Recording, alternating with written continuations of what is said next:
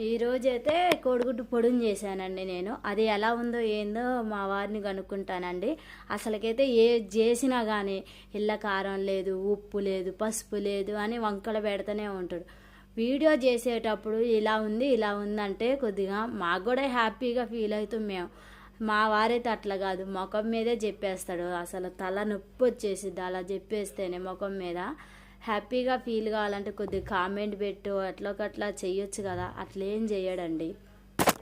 ఏం చేస్తుండో మరి వెళ్ళి చూసొద్దాం. ఇప్పుడు అన్నం తింటాడు. ఏంది కోడిగుడ్డు పొడుం చేశానుగా, ఎట్లా ఉంది? బాగుంది కానీ దీంట్లో కొద్దిగా ఉప్పు తక్కువైంది, కారం తక్కువైంది.